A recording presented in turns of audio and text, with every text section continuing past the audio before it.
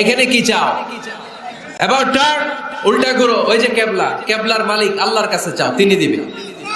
কারণ এখানে তোমার যেই নবী শুয়ে আছেন তিনিও বিপদে পড়লে কাঁদতেন আর চাইতেন কার কাছে? এজন্য আমরাও চাইবো কার কাছে? আল্লাহ ছাড়া কখনো কোনোদিন কারো কাছে চাইবো না। তিনি এমন সত্তা, তাকে দেখা যায় না, কিন্তু তিনি সব দেখেন, ঠিক কিনা? কিন্তু তিনি আমার খুব কাছে। কত কাছে? আমার বাবা আমার যত কাছের তার চেয়েও আমার বেশি কাছের আমার আল্লাহ। আমার মা আমার যত কাছে, আমার তার চাইতে বেশি কাছে কে? আমার স্ত্রী আমার যত কাছের তার চাইতে আমার বেশি কাছের কে? এমনকি আমি আমার যত কাছের তার চাইতে আমার বেশি কাছের কে? এজন্য রব্বুল আলামিন বলেন, وَإِذَا سَأَلَكَ عِبَادِي عَنِّي فَإِنِّي قَرِيبٌ أُجِيبُ دَعْوَةَ الدَّاعِ إِذَا دَعَانِ فَلْيَسْتَجِيبُوا لِي وَلْيُؤْمِنُوا بِي لَعَلَّهُمْ يَرْشُدُونَ। ও নবী, যখন আমার বান্দারা জিজ্ঞেস করে আমি আল্লাহ কোথায়, আপনি বলে দেন ফাইন্নী কারীব, আমি কাছে, আমি দূরে না। তোমরা যদি আমারে ডাকো আমি ডাকে সাড়া দিয়ে দেই। সুবহানাল্লাহ পড়েন। ডাকলেই যিনি সাড়া দেন তিনি কে? আল্লাহ বললেন তিনি কাছে। আরেক আয়াতে বললেন আমি সবচেয়ে কাছে। আল্লাহু আকবার। ওয়া নাহনু আকরাবু ইলাইহি মিন হাবলিল ওয়ারিদ।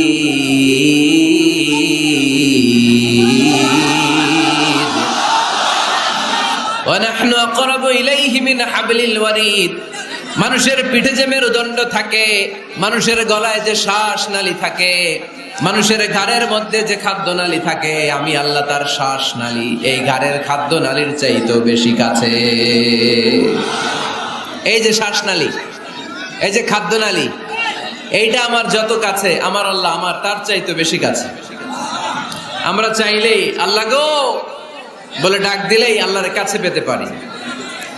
আল্লাহ বলেন ফাইন যাকারানি ফি নাফসি যাকারতুহু ফি নাফসি। আমার কোন বান্দা যদি আমাকে একা একা স্মরণ করে, আমি আমার ওই বান্দারে একা একা স্মরণ করি। ওয়া ইন যাকারানি ফি মালাইন যাকারতুহু ফি মালাইন খায়রিম মিনহু। আমার বান্দা যদি আমাকে একা একা স্মরণ না করে, এরকম মহা সমাবেশে স্মরণ করে, আমি আল্লাহ আমার আরশের উপরে এর চাইতেও বড় সমাবেশ ফেরেশতাদেরকে নিয়ে তৈরি করে তখন আমার বান্দাকে মহা সমাবেশে স্মরণ করি। এখন আমরা মহা সমাবেশে আল্লাহকে স্মরণ করতেছি না? আরশের উপরে এর চেয়েও বড় মহা সমাবেশ করে আমাদেরকে স্মরণ করতেছে কে? ওয়া ইন তাকাররাবা ইলাইয়া বিশিবরিন তাকাররাবতু ইলাইহি যিরাআন। আল্লাহ বলে কোন বান্দা যদি আমার দিকে এক বিঘত আসতে চায়, আমি আমার বান্দার দিকে এক হাত এগিয়ে যাই। ওয়া ইন তাকাররাবা ইলাইয়া যিরাআন তাকাররাবতু ইলাইহি বাআন। আমার বান্দা যদি আমার দিকে এক হাত আসতে চায়, আমি আমার বান্দার দিকে দুই হাত এগিয়ে যাই। ওয়া ইন আতানি ইয়ামশি আতাইতুহু হারওয়ালা। আমার বান্দা যদি আমার দিকে আস্তে আস্তে হেঁটে হেঁটে আসতে চায়, আমি আমার বান্দার দিকে দৌড়ে দৌড়ে যাই। তার মানে আল্লাহকে কাছে পাওয়া সহজ না কঠিন? আমরা আল্লাহর কাছের বান্দা হতে চাই কি চাই না? সবাই চান। তা আওয়াজ এত ছোট কেন? আমরা আল্লাহর কাছের বান্দা, পেয়ারা বান্দা, নৈকট্য প্রাপ্ত বান্দা হতে চাই কি চাই না? চাই। আজকের এই চমৎকার রজনীতে আমরা জেনে যাব কিভাবে আল্লাহর কাছের বান্দা হওয়া যায় কোরআন এবং সুন্নাহর আলোকে।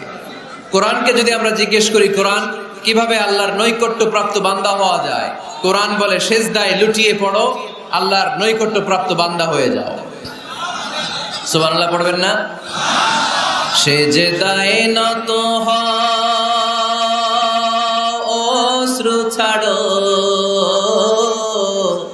প্রভুর শরণে হৃদয় গাড়ো। সেজদায় নত হও, অশ্রু ছাড়ো, প্রভুর শরণে হৃদয় গাড়ো। প্রাণ ঢেলে সব ব্যথা বলো প্রভুকে, বলো প্রভুকে। রাত কি কেটে যাবে ঘুমে অলসে, রাত কি কেটে যাবে ঘুমে অলসে, তুমি কি জানবে না তোমার নিজেকে প্রভুকে, রাত কি কেটে যাবে ঘুমে অলসে। আলহামদুলিল্লাহ পড়েন। কোরআন আমাদেরকে বলল সেজদায় লুটিয়ে পড়ো, আল্লাহর কাছে চলে যাও। সোজা প্রশ্ন সোজা উত্তর। কোরআনকে জিজ্ঞেস করলাম কেমন করে আল্লাহর কাছে যাওয়া যায়, কোরআন বলল একেবারে সোজা, সেজদায় লুটিয়ে পড়ো, আল্লাহ তোমার কাছে টেনে নিবে। ওয়াসজুদ ওয়াক্তারিব, সূরাতুল আলাকের শেষ আয়াতের শেষাংশে আল্লাহ আমাদেরকে শিখিয়ে দিলেন কেমন করে আল্লাহর কাছে যাওয়া যায়। আল্লাহ বললেন ওয়াসজুদ ওয়াক্তারিব। এটা মুখস্থ করে যেতে হবে আজকে গাইবান্দার ভাইয়েরা, আমার সাথে আওয়াজ তুলে পড়েন ওয়াসজুদ ওয়াক্তারিব, ওয়াসজুদ ওয়াক্তারিব, ওয়াসজুদ ওয়াক্তারিব। মানে সেজদা দাও, কাছে আসো। ক্লোজ আপ ওয়ান প্রোগ্রাম করে কাছে আসার গল্প আছে না নাই? কিন্তু কোরআনে যে কাছে আসার গল্প আছে এটা বাঙালিরা জানে না, এটা মুসলমান জানে না। কোরআন কাছে আসার গল্প শিখায়, ছেলে মেয়েদের কাছে আসার গল্প নয়। বান্দা কি করে আল্লাহর কাছে যেতে পারে সেই গল্প। চিল্লায় বলেন ঠিক কি না? ওয়াসজুদ, সেজদায় লুটিয়ে পড়ো, কাছে আসো, কাছে আসো।